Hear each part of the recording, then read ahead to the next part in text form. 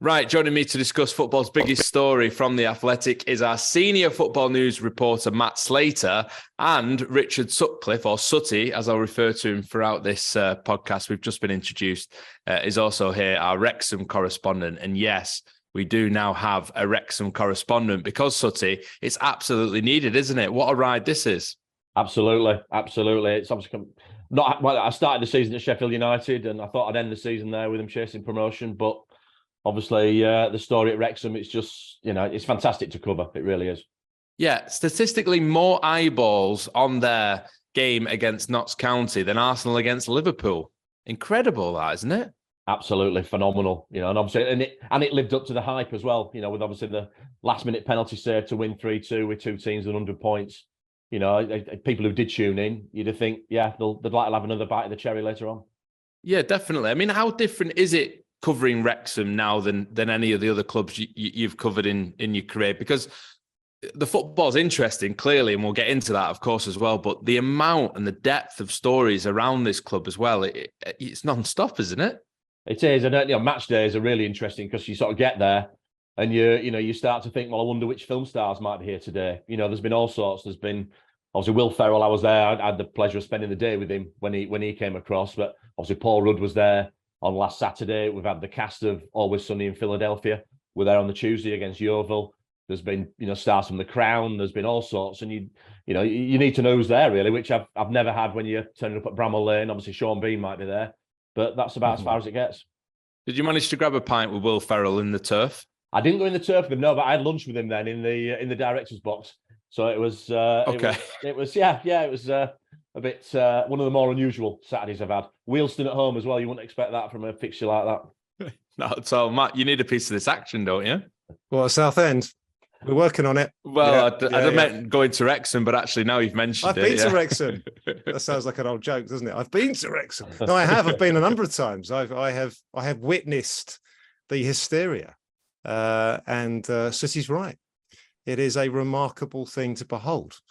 Now, you know what football fans are like. They can be a bit mean and prickly, but if you go, I think, and you are fair-minded, you cannot help but be impressed with these guys, these sort of outsiders that have come in. They've done it right, and I think you cannot help but be pleased for Wrexham fans because they are not some artificial construct. Wrexham are a perfectly good, solid football club that have been punching below their weight for quite some time. They represent their town, their region fantastically well. They have considerable upside and ceiling. So it was a very, very wise investment on the part of Reynolds and McElhenney. And there's something happening there. And I think the other thing I would say, just from a sort of fan point of view, is that this is a club that has been through, the mill. This is a fan base that did the sort of ultimate thing that everyone would like to think they do for their club. They saved it on more than one occasion. Buckets, political pressure. Wrexham has been very badly treated by bad owners over the years. So I just sort of, I've been there as an away fan. I've been there as an away fan quite recently and watched my team somehow conspire to not get at least a point that would be incredibly useful to us right now. But I still wasn't upset. Well, I was a bit upset, but I wasn't like angry with Ryan Reynolds. I thought, well, fair play. And it's like, this lot deserve it. Do you see Wrexham going into League Two and being comfortable and getting promoted again? Do you think it's an obvious progression, an obvious next step for them, or is it more complicated than that? No, I do. I think if Notts County come up with them as well, and obviously there's a hell of a long way to go with that in regards to the playoffs. I think they'll both go through that division quite. I won't say easily because nothing's easy in football, but I look through the Wrexham squad. And they have bought EFL players and successful EFL players. There's only been a couple who've come from the conference, from the National League. And I worked out they've got 15 EFL promotions within the squad at the moment. The most two recent were Paul Mullin who finished as the top goal scorer in League Two in 2021. And Ben Tozer is the captain. He went up with Crawley in the same year as well. So it's recent promotions as well.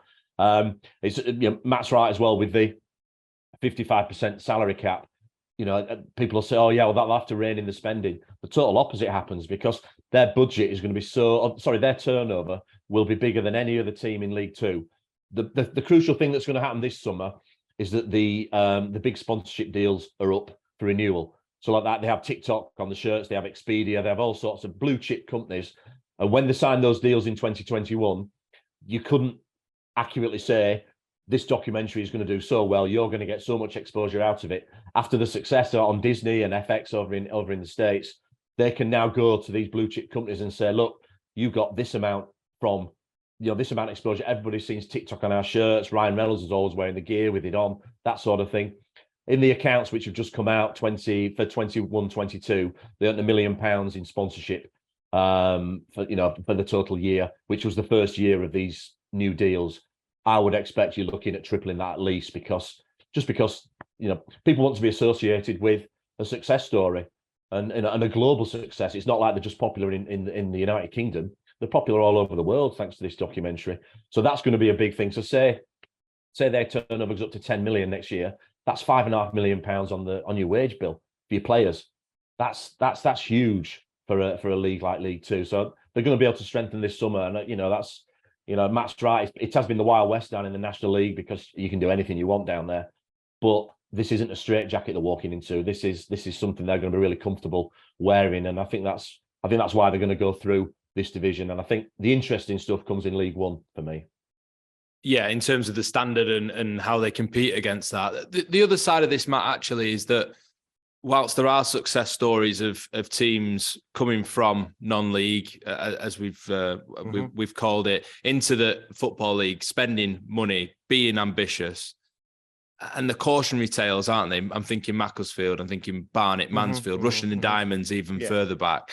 How wary do Wrexham need to be of those stories, or are they more looking at Luton and Lincoln and the teams that are pushed on? Yeah, I'd go with that, to be honest. I mean, you're right. It doesn't always work. Of course, it doesn't. Snakes and ladders. That is the jeopardy. That is what that's what Ryan Reynolds bought into. He talks about. That's what we're all buying into at times, isn't it? Really, he talks about storytelling all the time, right? And there are so many cautionary tales out there, and I think they are worth mentioning. But all of those clubs, nearly every crisis club, there are some sort of very general things about them, but then they're nearly always very some specifics as well. And I've covered a lot of those stories, and they all had very specific reasons why it didn't really work for them. I see Wrexham. I'm looking at recent teams that have gone up. So Stockport are a good example. So Stockport have a good fan base. They're up the road from me here. I live in Macclesfield. They're owned by a very wealthy guy. They had some history, good EFL history, nice little patch, and with good decisions, money, investment, good group, they are flying, right? They're doing really, really well. Wrexham are better than Stockport. Sorry, Stockport fans. They are. I've seen both. Both of them have beaten Southend. I looked a lot at Lincoln. Now, Lincoln, again, well run, got quite good money behind them, quite a good story. They've made lots of good things, lots of good decisions. Now, they've got a little bit stuck in League One, and we shall see how that goes. Luton, I think, is another really good example. Again, Luton's perhaps not very well known to people outside the UK, but it's a big place, has a good history, has done well in the past, fell on very, very hard times. It gets a bit squeezed by its geography, lots of rivals, its ground is very dilapidated. They're trying to sort of sort that out, and I think they will. But they were rescued by their fans, and they have been so well run, and they are, I would say, the poster child of a National League success story. They are knocking on the door of the Premier League, and what a story they will be. So then I started to think about, all right, so who are Wrexham more like? Are they more like Mac Berry, those sorts of claims, Rushden and Diamonds, which was an artificial construct, or are they more like a real team with a solid base, good decision making, money, and the potential of more money down the line as this snowball starts to grow? I'm thinking more like Luton, more like Cambridge is another example that have sort of come and done it. But I'm thinking like Luton. I think Wrexham have genuine really high ceiling. And then it's like, well, okay, if they're more like Luton, why aren't they like Brentford? Why aren't they like Bournemouth? What's the difference between those clubs? And there isn't really, not really. It's getting a good group, good manager, 3-4 years of good decisions, investment at the right time. Wrexham could be a Brentford. Why not? Wrexham could even be a Brighton. I know that might sound like a bit of a stretch right now, but I remember when Reynolds and McElhenney made this decision and we to do this thing, and we did a lot of reporting on it. You know, why Wrexham? And they looked. The story's great. I've been go back and have a look at the stories of how they did. They had like a sort of a long list, 10, 15 clubs. They narrowed it down. They chose Wrexham because of its potential. It basically has half of a country as its potential fan base. We're talking about Wales, 3 million plus people, right? In the south, Cardiff, Swansea, Newport. North Wales, Wrexham. It's all yours. Now, your rivals are all over there. They're all English.